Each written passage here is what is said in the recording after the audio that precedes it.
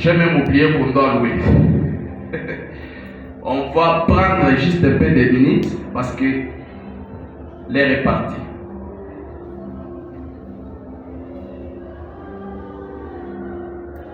On va louer avec des cantiques. Et après, on va lire la parole, on va prêcher pour quelques minutes seulement et puis on va partir.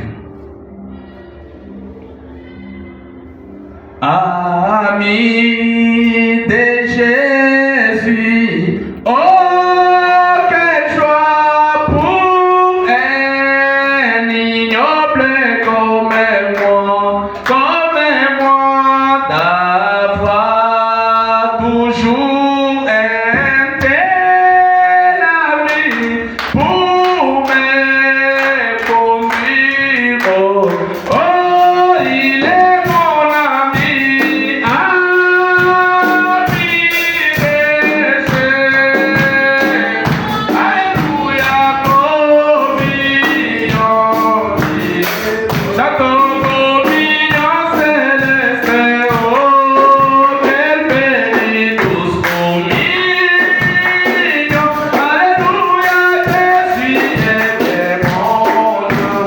Chantons Jésus est l'ami,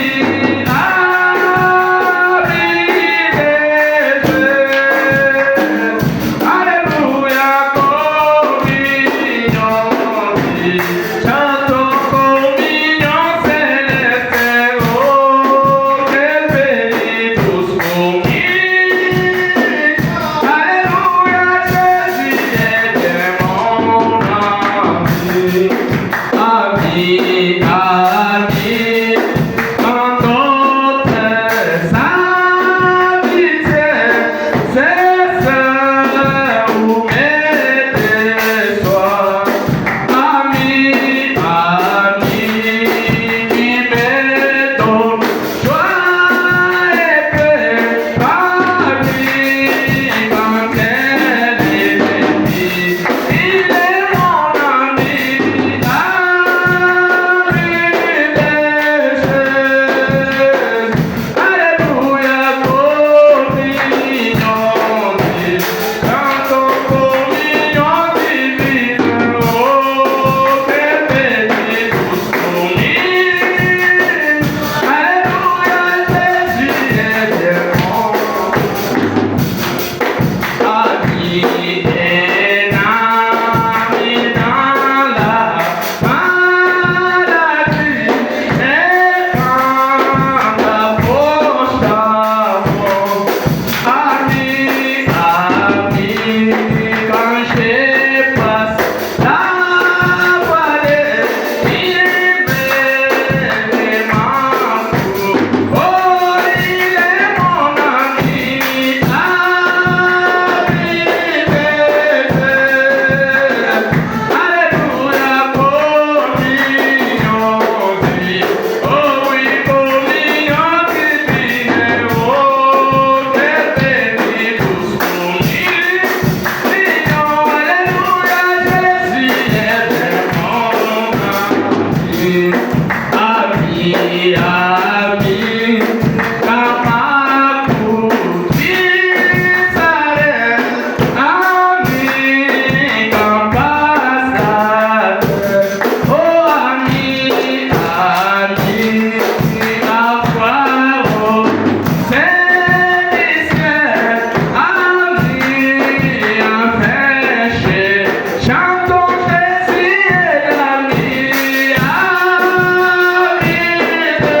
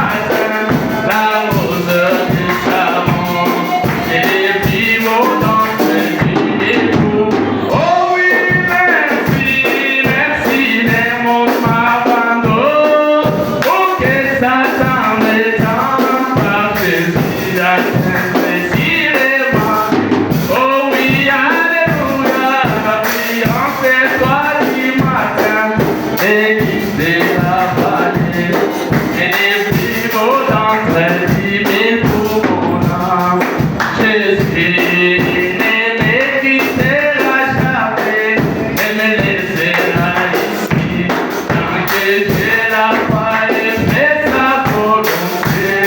Alléluia, et il défait autour de moi, maintenant j'ai mon âme a foi de sécurité. Oh oui, nous ravis dans sa foi, pour voir sa face bénie là, jamais. Tous les lèvres pétées, chantons Alléluia, la brillante étoile du matin, bénisse de la vallée, et les petits mots d'entre eux. Oh, allons ravis dans la gloire, pour voir sa face bénie, là jamais tous les lèvres pétées. Oh oui, Alléluia, la brillante étoile du matin, bénisse de la vallée, et les petits mots d'entre eux. Amen, amen. Amen. Gloire au Seigneur. Dieu est merveilleux. Il est cet ami qu'il ne peut nous abandonner. Amen. Même si le monde nous abandonne, même si quoi arrive dans cette vie, il y a Jésus qui ne t'abandonnera jamais. Amen. Il est l'ami fidèle. Alors nous allons lire dans Genèse chapitre 22. À partir du premier verset, la Bible dit ceci. Après ces choses, Dieu mit Abraham à l'épreuve et lui dit, Abraham, et il répondit, mais voici, Dieu dit, prends ton fils, ton unique, celui que tu aimes, Isaac, va-t'en au pays de Moria, et là offre-le-moi en holocauste. Sur l'une des montagnes que je te dirai. Abraham s'éleva de bon matin, c'est là son âme, et prit avec lui des serviteurs et son fils Isaac. Il tendit du bois pour l'holocauste et partit pour aller au lieu que Dieu lui avait dit. Le troisième jour, Abraham leva les yeux et vit les lieux de loin. Et Abraham dit à ses serviteurs, restez ici avec l'âme, moi et les jeunes hommes, nous irons jusque là pour adorer, nous reviendrons auprès de vous. Abraham prit les bois pour l'holocauste, les chargea sur son fils Isaac et porta dans sa main les feux et les couteaux, et ils marchèrent tous deux ensemble. Veuillez vous asseoir, je continue. Alors Isaac parlant à Abraham son père dit, mon père, et il répondit, mais voici mon fils. Isaac reprit, voici les feux et les bois, mais où est l'agneau pour l'holocauste? Abraham répondit, mon fils, Dieu se pourvoira lui-même. Amen. De l'agneau pour l'holocauste. Et ils marchèrent tous ensemble. La lecture est tellement longue et c'est tellement riche cette lecture. J'aimerais que vous puissiez continuer à lire la Bible dans vos maisons. Amen. Nous prions, Seigneur, merci pour la parole que nous venons de lire. Et nous te remettons toutes choses entre tes mains. Laisse que tu puisses oindre cette portion de l'écriture, Père. Et tout ce que nous pouvons ressortir comme les contextes, Dieu notre roi, que tu puisses les faire pénétrer dans les cœurs de quelqu'un ici ce soir, afin que cela soit une bénédiction. Nous ne venons pas ici, Seigneur, pour seulement être condamnés, mais nous venons pour trouver grâce, Père. Et ne nous regarde pas au travers de nos péchés, mais regarde le sang parfait de Christ qui a été répandu. Et aie pitié de nous. Est-ce que cette parole ointe, Père, puisse oindre quelqu'un? Au nom de Jésus-Christ, nous l'avons ainsi prié. Amen. Amen. J'avais oublié aussi d'annoncer, il y a le couple Marc Tchoubois, dont sa femme s'est accouchée le vendredi. Je crois que vous avez vu la sœur Rachel ici, c'est 2 semaines passées. Et elle a mis au monde un enfant mâle. Amen. Que Dieu soit loué pour ça. Que Dieu soit loué pour ça. C'est comme si vous n'êtes pas content. Est-ce qu'on peut acclamer? Que Dieu soit loué pour ces deux garçons. Amen. Je croyais peut-être que son papa pouvait être ici ce soir, mais apparemment, ils doivent sortir de la maternité. Alors, nous étions en train de parler d'un sujet que j'avais juste ouvert entre parenthèses sur l'obéissance. L'obéissance à la parole amène la parole et les promesses de Dieu à s'accomplir dans notre vie. Amen. L'obéissance à la parole de Dieu amène toutes les promesses de Dieu à s'accomplir dans notre vie. Amen. Et nous avons tiré ça. J'ai trouvé quelque chose de très important. Vous savez, quand nous lisons la Bible chaque jour, vous allez découvrir qu'il y a des choses qui viennent automatiquement. Dieu vous ouvre les yeux pour voir d'autres choses. C'est comme si vous n'avez pas lu ça hier, mais vous étiez juste dans les mêmes chapitres hier. Amen. J'ai compris une chose. Dieu dit à Abraham, donne-moi ton fils, ton unique, que tu aimes. Amen. Donc, quand Dieu pointe Isaac qu'Abraham aimait, c'est-à-dire il y avait quelque chose de très particulier dans la vie entre Isaac et Abraham. Parce que vous êtes sans ignorer qu'avant Isaac, il y avait Ismaël. Mais Dieu n'a pas dit à Abraham, donne-moi Ismaël en holocauste. Donne-moi Ismaël en sacrifice. Mais Dieu dit, donne-moi ton unique fils que tu aimes. Mais Abraham n'avait pas qu'Isaac. Abraham avait Ismaël. Mais comment Dieu arrive à demander à Abraham, il lui dit, donne-moi l'unique. Amen. Donc notre Dieu mérite les meilleures choses que nous pouvons avoir dans la vie. Amen. Dieu ne pouvait pas prendre Ismaël parce qu'il était venu dans la volonté permissive. Ismaël n'était pas le fils de la promesse. Ismaël n'était pas celui qui devait apporter la bénédiction à Abraham. Amen. C'est pourquoi Dieu dit, regardant que sa femme Sarah a attendu toute la vie, toute sa vie. Sa jeunesse est passée, 50 ans sont passés, 60 ans sont passés, et Sarah fait l'enfant dans les 70 ans. Dieu dit à Abraham, maintenant prends ton unique. Amen. Ton unique, que tu aimes, pas seulement ton unique, mais ton unique que tu aimes. Comme vous voyez dans la Bible, Dieu marche toujours avec des types. Amen. Jean 3,16 dit, Dieu a tant aimé le monde qu'il a donné son Fils unique. Donc, Dieu et Abraham devaient devenir une même personne pour se donner des meilleurs. Donc, si tu fais trouver faveur devant Dieu, tu dois lui faire des meilleures choses que tu penses être meilleur pour ta vie. Parce que Dieu mérite les meilleurs. Mais c'était facile pour que Dieu dise, Abraham, prends Ismaël et va me donner cet enfant en holocauste. Dieu voit l'attachement que tu as envers une certaine chose. Et Dieu te demande ça. Quand Dieu te demande ça, il y a quelque chose derrière. Amen.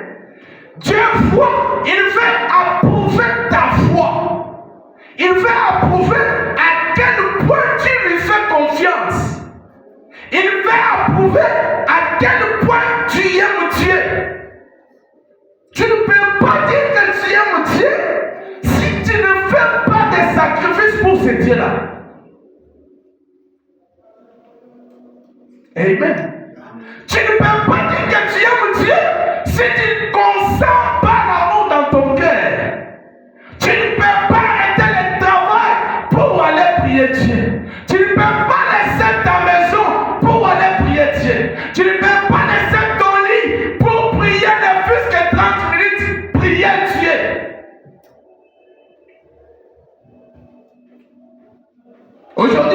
beaucoup de choses qui sont tellement aimables, trop chères pour les hommes. Il y a des choses qui sont tellement bonnes pour les hommes. Les choses que les hommes chérissent bien. Les choses que les femmes chérissent bien. Peut-être ça peut être sa maison. Peut-être ça peut être son téléphone. Ça peut être son boulot. Mais quand Dieu demande, il veut que tu puisses donner le temps, le meilleur à Dieu. Lui donner le temps qu'il a besoin. Parce que Dieu ne va pas regarder que tu as la femme. Amen. Dieu n'a pas dit dans la Bible ici, tu aimeras ta femme plus que moi. Dieu a dit, tu aimeras ton Dieu plus que toute autre chose. Même si tu as une femme à la maison, tu dois d'abord aimer Dieu. Même si tu as des maris à la maison, tu dois d'abord aimer Dieu. Même si tu as des enfants à la maison, tu dois d'abord aimer Dieu.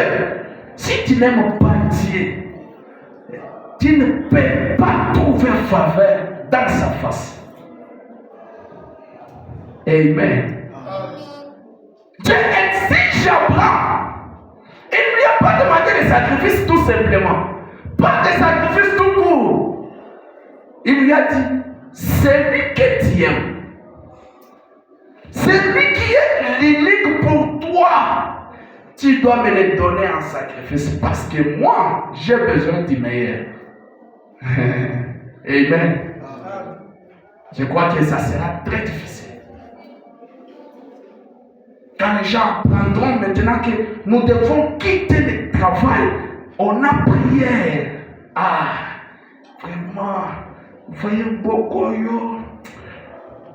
Actuellement, la vie d'ici a changé. C'est pas comme auparavant. Tu ne vas pas expliquer à Dieu des choses. Dieu te regarde, il dit, j'ai prié, j'ai rendez-vous avec toi. Tu dois obéir à ça. Tu ne peux pas faire un sacrifice pour Dieu. Tu ne peux pas voir la faveur de Dieu. Amen. J'ai vu des gens négliger l'œuvre de Dieu. J'ai vu des pasteurs commencer à laisser aller dans l'église. Non, vous allez, voyez, dimanche, vous pouvez aller travailler si le travail fait. Non, Dieu fait des sacrifices, frère. Ça, je vais vous donner un secret. Dans ce pays, nous avons abandonné des travaux pour Dieu. Il n'y a pas une seule fois que moi j'ai chômé dans ce pays. Depuis que je suis ici, plus de 10 ans. Il n'y a pas un seul mois que moi j'ai raté le boulot ici en Afrique du Sud. Au cas contraire, j'ai rejeté, j'ai choisi le travail. J'ai dit, je peux faire ça. Ça, je ne veux pas. Amen. On a trouvé des moments où le travail t'exige que tu dois être là le dimanche à l'heure de l'église. J'ai dit non. Je laisse. Si tel est le cas, même si ça me payait mieux, je laisse. Moi, pour l'église, je ne peux pas sacrifier l'église pour le travail. Amen. Et Dieu regarde toujours ces sacrifices-là. Dieu me bénit. Dieu m'a béni. Dieu m'a béni. Dieu m'a béni. Aujourd'hui, je suis installé. Je suis là. Pourquoi? Dieu fait le meilleur. Quand tu abandonnes le travail, ça te fait mal. Tu regardes, tu dis, on va commencer à me payer. J'ai laissé ce travail-là, ça me payait bien. Mais à cause de Dieu seulement, c'est l'histoire même de Dieu, de l'église. Amen. Ça fait mal, mais Dieu voit que quand même tu as obéi à sa parole. Combien de frères aujourd'hui ne partent pas à l'église le dimanche? Et surtout quand on leur dit que ça paye double. Vous savez ce que le diable fait? Le diable est malin. La Bible dit que le diable est malin.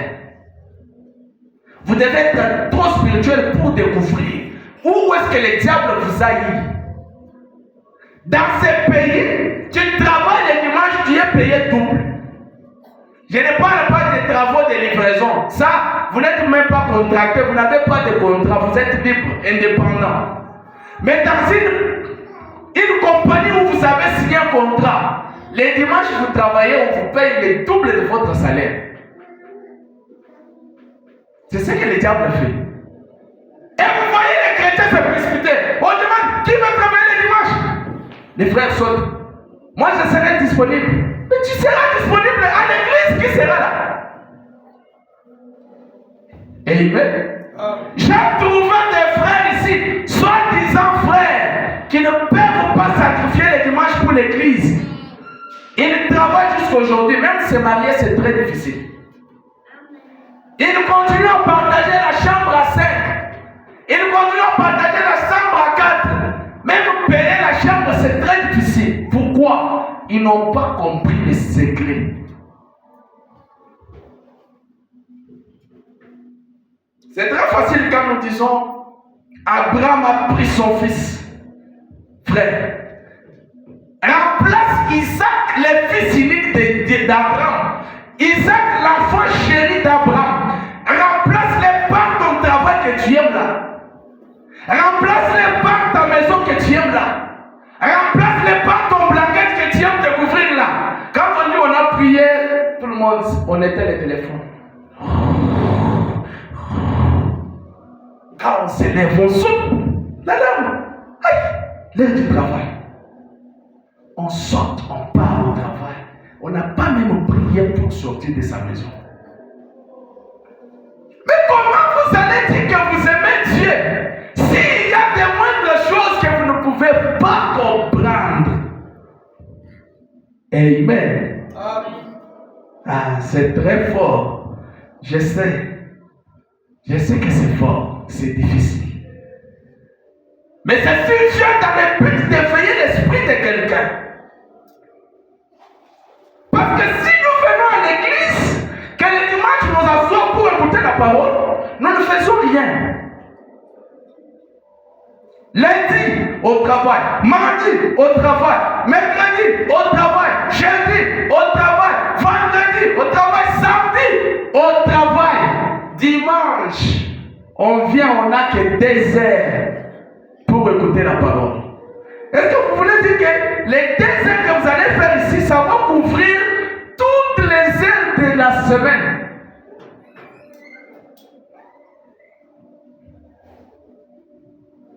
Amen. Les sacrifices que Dieu fait, c'est les meilleurs. Tu regardes ton lit que tu as acheté, les lits là de 8 000 reines, de 10 000 reines. Tu dis non, aujourd'hui c'est le jour de la prière, je vais prier. Aujourd'hui je ne vais pas dormir. Aujourd'hui je vais quand même passer 3 heures à la prière. Je vais quand même prier. Mes frères et sœurs, ces sacrifices paient toujours. Vous pouvez prier aujourd'hui, vous voyez comme si c'est inutile. Vous pouvez prier aujourd'hui, vous voyez comme si vous vous faites souffrir. Mais vous n'allez pas récolter les meilleurs si vous n'avez pas suivi les conséquences. Nous venons du village. Nous avons fait les champs. Quand c'est la saison des semailles, où vous devez aller s'aimer, même s'il plaît, même ici il y a soleil, même s'il y a quoi, vous devez aller parce que vous voulez profiter. Cette saison-là, quand ça passe, vous avez tout raté. Amen. Pour les cultivateurs, ils savent que chez nous là-bas, quand on atteint seulement les 15 août jusqu'au 15 septembre, cette période-là, on doit faire tout ce qu'il faut dans les champs. On doit s'aimer, on doit faire ceci, on doit ranger. On laisse maintenant que la pluie commence à tomber sur les choses, les semences. Mais vous avez une saison dans la vie où vous devez prier. Vous devez prier. Vos prières là, c'est comme des semences que vous êtes en train de mettre dans les sols.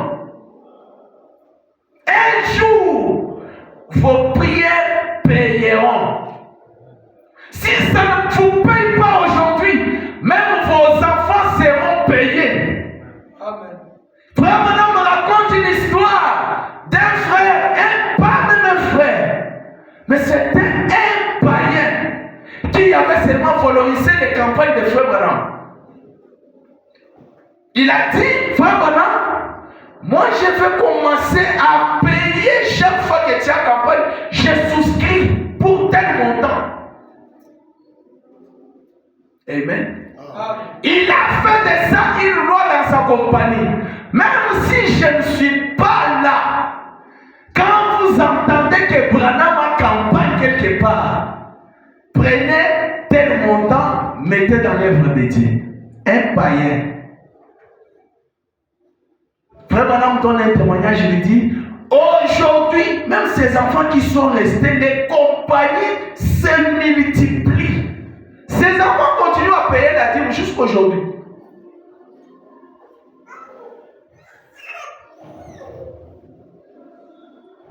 Tout ce qui se passe, c'est parce que les hommes sont égoïstes. Ah non, même si moi je ne prie pas, ça ne fait rien. Mais quand tu mettras au monde tes enfants, qu'est-ce qui les couvre?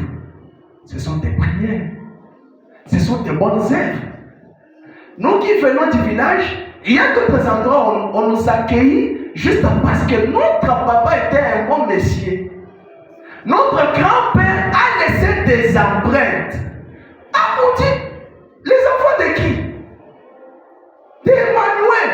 Ah non, non, cette famille-là, nous la connaissons, on doit leur donner de la place. Mais si vous ne pouvez pas s'aimer aujourd'hui, si dans l'agenda de Dieu, il n'y a pas votre nom. Amen. Souvenez-vous que Mardoché a obéi la parole de Dieu. Il était dans une terre étrangère. Mardoché a refusé de s'agenouiller devant cet homme-là qui est Aman. Naman qui voulait que Mardoché puisse s'agenouiller et l'adorer chaque fois qu'il venait à la porte du roi. Mardoché a dit, je ne vais pas le faire. Moi, je ne vais jamais fléchir les genoux devant cet homme. Toi, tu es mes genoux doivent fléchir que devant Dieu. Amen.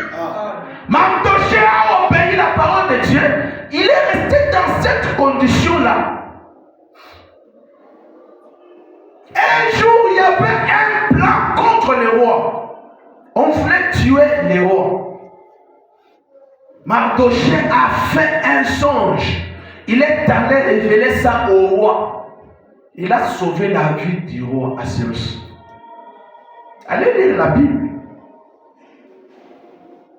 Amen. Quand le temps est venu, amen. Il y a un temps où Naman s'était levé. Il a dit, on doit tuer tous les juifs qui sont dans cette terre. On a planifié et cela est tombé dans les oreilles de Mardoché. Mardoché est allé parler à Esther qui était la femme du roi. Amen. Le roi s'est assis. Esther a regardé, elle a dit non. Ça, je dois aller entrer chez le roi. Si cela me coûterait la mort, je vais mourir pour mon peuple. Amen. Amen. Quand on a accusé les problèmes, le roi s'est assis a commencé à fouiller dans les bonnes œuvres, dans les livres de souvenirs, pour voir qui était Mardoché. Le roi découvre que Mardoché, c'est cet étranger, cette sentinelle qui l'a sauvé la vie pendant qu'on planifiait pour le tuer. Amen. Vos bonnes œuvres que vous posez aujourd'hui peuvent sauver votre enfant. Ça peut sauver votre petit-fils, votre petite-fille. Ne soyez pas égoïste, ne pensez pas seulement à vous. Non, non, non, c'est moi. Moi, tu vas mourir un jour. Quel souvenir les gens auront de ton passage ici, à Saint-Offrap et Tabernacle. Amen. Parce que l'agenda est maintenant ouvert ici. Notre agenda, c'est quoi? Chaque mois, on a besoin de loyer ici, de payer les loyers. Toutefois que vous mettez quelque chose, le souvenir reste. Quand je veux prier, je dis, Seigneur, souviens-toi des frères tels. Souviens-toi de la sœur telle. Regarde les sacrifices. Mais si vous ne faites rien, on va appeler à Dieu quoi? Amen. Il y a même le roi Ézéchias. Quand il a dit le Seigneur était sorti, on lui a dit tu vas mourir. Il s'est tenu devant Dieu avec les souvenirs. Il a dit Seigneur, souviens-toi, j'ai marché d'une vie intègre devant toi. J'ai vraiment sacrifié toute ma jeunesse, toute ma vie pour ton œuvre. Ajoute-moi encore, même 15 ans. Un homme a changé l'ainsi, dit le Seigneur, à cause de ses bonnes œuvres. Amen. Il a dit, ajoute-moi encore 15 ans de vie. Parce que moi, j'ai une mission à terminer pour toi. Dieu a écouté un homme. Amen. Dieu entend les prières. Et Dieu exauce les prières. Maintenant, je vais entrer dans ma prédication. L'obéissance totale à la parole de Dieu amènera toutes les promesses de Dieu à s'accomplir dans votre vie. Même là où c'est difficile, frère, mettez Dieu à l'épreuve. Mettez Dieu à l'épreuve. Vous allez voir comment lui agit. Il a sa manière de faire. Et dans ce sujet, j'ai pris un sous-thème. Juste quelque chose qui peut peut-être vous motiver ce soir. J'ai intitulé ça les voies insondables de Dieu. Ces voies insondables de Dieu ne sont venues que lorsque Abraham a obéi en amenant son fils. En apportant son fils comme holocauste à Dieu. C'est là que Dieu a manifesté ses voies insondables. Amen. Là, on a parlé du paradoxe. On dit que là où les béliers ne pouvaient pas se trouver, en cette saison-là, lorsque Abraham a pris son fils pour le tuer, l'ange lui a dit, Abraham, ne tue pas ton fils. C'est maintenant que j'ai vu que tu me crains. Amen. Et quand Abraham tourne le regard, la Bible dit qu'il a vu un bélier derrière lui. Et c'est ce bélier qui a été sacrifié à la place d'Isaac. Amen. Quand vous obéissez à la parole de Dieu totalement, il y a ce qu'on appelle le paradoxe dans votre vie. Là où c'était impossible, Dieu ouvre une voie et quelque chose se passe. Et Abraham s'est posé la question, mais comment ce bélier est arrivé jusqu'ici à la montagne, à Mont Moridia? Amen. Ça, ce sont les voies insondables de Dieu. Ça, c'est ce que nous appelons les paradoxes. Et ce paradoxe ne vient que quand vous obéissez à la parole de Dieu. Frère Branham dit que lorsque la promesse était faite qu'une vierge concevra, Marie s'est mise dans l'atmosphère. Marie s'est mise à méditer sur la promesse. Aujourd'hui, on nous a dit à l'église que le prophète Esaïe a dit qu'une vierge concevra. Ah Seigneur, cette vierge-là, ça doit être moi. Seigneur, cette vierge-là, ça doit être moi. Accepte que cela tombe. Marie s'est mise dans cette atmosphère où maintenant il a commencé à vivre chaque jour en voyant la promesse. Amen. J'aimerais dire quelque chose et je crois on va. Je vais juste motiver votre foi parce que nous vivons dans un temps où les gens des fois sont confus, ils sont confondus, ils ne savent pas ce qu'il y a. Les gens ne savent pas où ils se tiennent, ils ne savent pas ce qu'ils font. Amen. Je vais appeler quelque chose ici. Dans la prédication, Élie et l'offrande de farine prêchait le 10 mars 1960.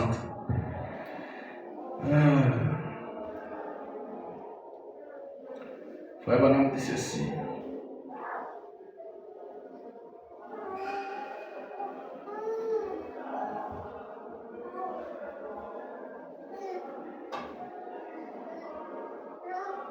C'est toujours paragraphe 28.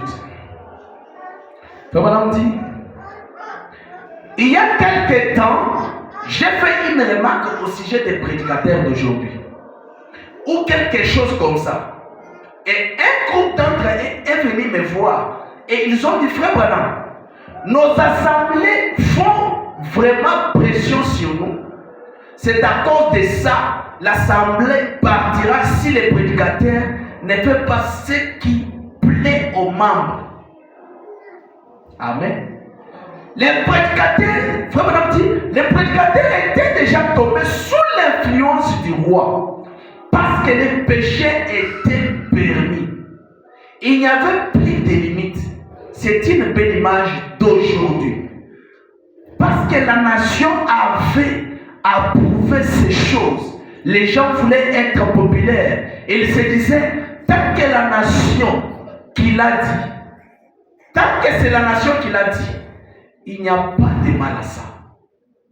Et c'est ce qu'ils disent aujourd'hui. Tant que c'est la nation qui dit qu'il n'y a pas de mal à vendre de la bière, alors il n'y a pas de mal à la boire. Amen. Si la nation autorise nos femmes à être à moitié vêtues dans la rue et que la loi ne leur tombe pas dessus, eh bien, il n'y a pas de mal à les faire. Il n'y a peut-être pas de mal à ça au sein de la nation. Mais dans les grands livres de Dieu, vous êtes responsables et vous aurez à répondre devant Dieu. Mais ils étaient tombés. Ils avaient décédé sous cette pression. L'image que l'Église présente aujourd'hui, c'est parfaitement l'image du monde. Amen. Regardez dans le monde aujourd'hui. Si la femme n'est pas maquillée, elle ne se sent pas encore femme. C'est comme si on a enlevé quelque chose d'elle qui fait qu'elle soit femme. Elle est mal à l'aise. Dans le monde aujourd'hui, les femmes s'habillent mal intentionnellement. Une femme s'habille. Elle sait bien que je suis mal habillé. Même vous la voyez passer devant les hommes. Elle est en train de faire des choses qui amènent les gens à tomber dans l'adultère avec elle. Amen. J'ai vu aujourd'hui dans des églises. Ça fait même honte, frère. On prend une femme, on la met à la porte là-bas. Protocole. Protocole à une ici. Une femme, protocole. Quand un homme vient à la porte, c'est elle qui prend l'homme, qui le dirige jusqu'à l'endroit où l'homme doit se poser. Dans l'église. Amen.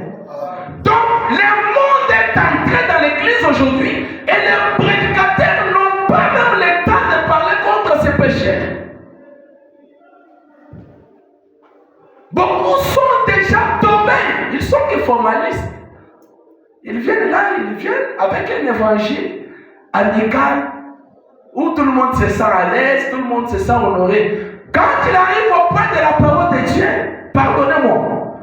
Je vais vous dire la vérité parce que je veux que votre âme soit sauvée. Amen. La correction commence ici, dans la maison de Dieu. C'est pourquoi ne copiez pas les choses du monde. N'amenez pas les habitudes du monde ici. Donc vous voyez une femme qui regarde la télévision, Il voit seulement une femme mal habillée à la télévision. Elle pense que c'est quelque chose de bien. Elle veut aussi porter comme cette femme-là. Cette femme-là, tu ne connais même pas comment elle vit. Pourquoi elle a porté ça? Elle peut être un agent du diable pour amener les hommes dans l'enfer. Parce que le diable se sert de la femme aujourd'hui. Amen. Vraiment, on dit de la même manière que le diable s'était servi d'Ève au jardin d'Éden, c'est la même chose qui arrive aujourd'hui. Il sait qu'il ne peut pas entrer par l'homme. Amen. Il regarde la femme et dit non. Toi, tu as une femme comme ça. Je te donne une jupe volante.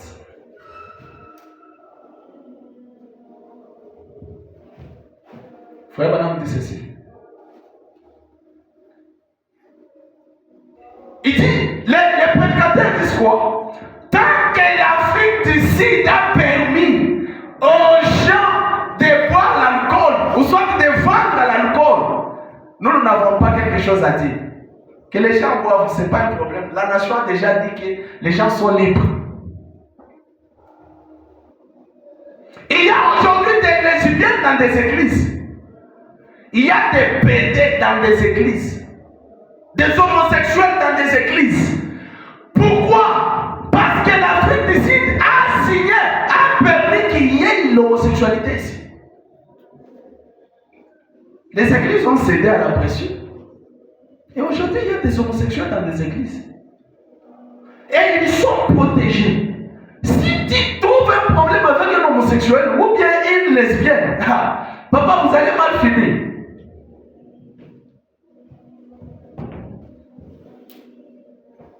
Ces gens-là sont bien protégés que l'église est protégée. L'église a des menaces chaque jour. Si tu n'as pas tel document, on va fermer. Si on te trouve ici, on va t'arrêter. Si on te trouve... Mais les homosexuels ont des lois qui les protègent. Tu touches à l'un d'entre eux et tu vas voir les royaumes.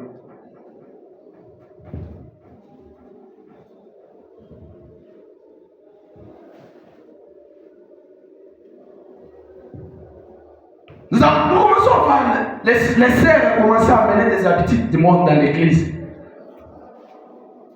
Elles s'habillent mal. Elles commencent à mettre un peu de fond de teint. Elles utilisent sagement.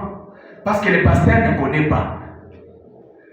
Mais moi je connais parce que je vis dans la génération où on utilise le fond de teint. Naïbi à maï, naïbi à poudre. Je connais tout. Amen. Ces habitudes ne doivent pas entrer dans l'église.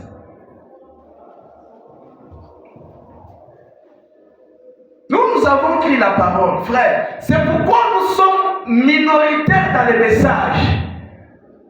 C'est pourquoi vous allez voir s'il y a peu d'églises du message qui ont plein de gens.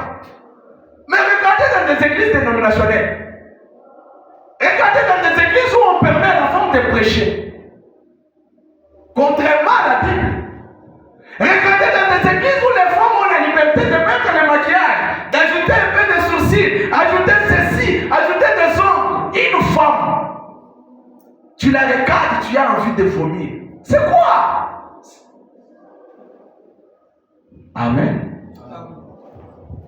Nous n'allons pas nous conformer aux lois de la nation. Nous avons notre nation et c'est le ciel. Quand nous regardons là dans le ciel, nous prenons la Bible, c'est notre constitution. Nous commençons à lire les lois qui nous sont prescrites depuis l'éternité. Amen. Amen. Amen. On n'est pas appelé à prêcher pour dorloter les gens. Ah, vraiment, que Dieu m'aide, vraiment, que Dieu m'aide. Vraiment, on dit ceci. Il dit, et la nation prospérait. Et il pensait que la prospérité était un signe que Dieu était avec eux. Ce n'est pas du tout à fait vrai. Ce n'est pas tout à fait vrai. Dieu vient vers vous. Amen. Quand vous regardez l'Afrique du Sud est développée. Mais les gens, parce que l'Afrique du Sud est comme l'Afrique du Sud là, ils ont dit, et que le Congo souffre, on a des plaies, la guerre à l'est, il y a ceci, là-bas, il y a des plis là. Non. Ici, ici, il y a les diables. Amen. Quand nous allons à Cape Town, là-bas, à l'océan, vous allez voir combien de gens viennent faire des cérémonies mystiques dans l'océan. On nous dit, c'est là il y a le siège du diable. C'est à Cape Town. Donc, à la fin d'ici, nous sommes ici. Si tu ne veux pas vivre en conformité avec la parole de Dieu, frère, tu peux faire toutes les aventures dans les églises, tu peux t'asseoir, être gentil, tu peux même contribuer, mais tu sais que ton âme est perdue.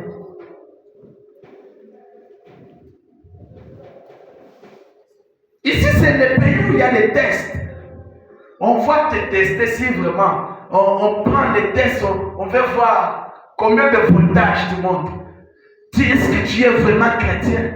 Ou bien tu étais chrétien au Congo, ici tu vas recommencer à zéro. Amen. Alors, quand tu quitteras le Congo, tu arrives ici, tu trouves qu'il y a la femme est orpheline. La femme est gratuite ici. Ça ne te coûte rien pour avoir une femme ici.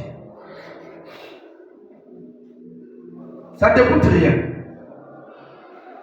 L'alcool est moins cher ici qu'au Congo. Avec 100 francs, 100 rentes, tu peux avoir beaucoup de bouteilles. Au Congo, là-bas, pour seulement boire, quelqu'un, il raisonne, il réfléchit. Il va commencer par où? Amen. Ici, c'est Cades Barnéa. Il y a les tests de la parole ici. C'est ici que nous allons voir. Quand tu vas rencontrer les gars, les maillots jaunes, que tu étais vraiment scellé du sceau de Dieu. Est-ce que tu as déjà eu les vaccins de Dieu qui t'a immunisé contre toutes ces choses?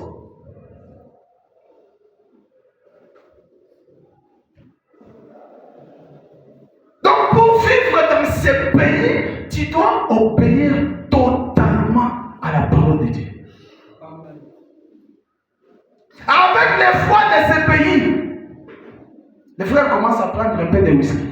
Ah frère, c'est pour réchauffer le corps. Tu vois, la Bible a dit que boire c'est pas mauvais, mais s'enivrer, c'est ce qui est mauvais. Frère, toi avec le Saint-Esprit que tu as là, donc tu vas boire le whisky le lundi, boire le whisky le mardi, boire le whisky le samedi, et le dimanche tu viens ici nous parler du Saint-Esprit. Frère, ça c'est vrai ça. Et ces habitudes sont entrées même dans le monde du message. Amen. Mardochée a obéi à la parole de Dieu. Il a dit, je ne peux pas fléchir mes genoux devant un homme. Et Dieu a regardé Mardochée. Il a fait grâce à Mardochée. Mardochée a été honoré comme l'intendant du roi. Amen. Un étranger dans un pays étranger. Un Congolais en Afrique du Sud qui obéit totalement à la parole de Dieu dit, Seigneur, je ne veux pas me prostituer à cause de ta parole. Seigneur, je ne veux pas prendre l'alcool, me souiller d'une manière ou d'une autre à cause de ces messages. Dieu regarde et lui dit non. Toi, je vais t'honorer. Toi, je vais t'honorer. Amen. Dieu te donne un travail où tu peux devenir une source de bénédiction pour les autres. Il ouvre cette porte-là. Les voies insondables de Dieu. Les gens se demandent, mais il est arrivé là-bas comment? Je ne sais pas. Mais Dieu l'a fait. Amen. J'ai dit ces choses pour vous donner une bonne position dans la parole.